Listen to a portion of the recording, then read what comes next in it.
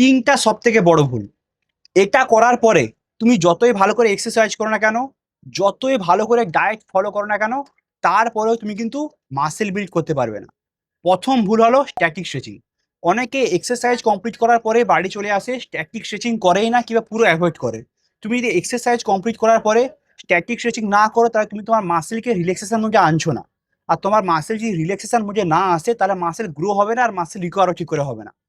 Second, অনেকেই ভালো করে এক্সারসাইজ কমপ্লিট করার পরেও, ভালো করে ডায়েট কমপ্লিট করার পরেও রাতে ঠিক করে ঘুমায় না।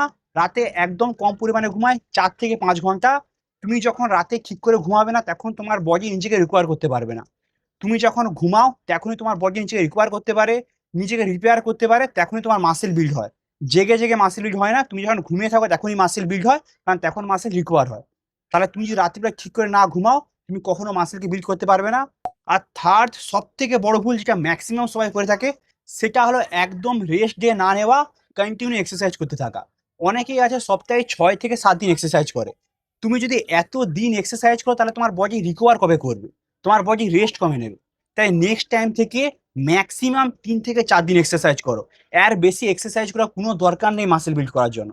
তাহলে নেক্সট টাইম থেকে তিনটা ভুলকে অ্যাভয়েড করো এবং এইভাবে বাংলাতে ফিটনেসের ভিডিও বানিয়ে এক্ষুনি ফলো করো।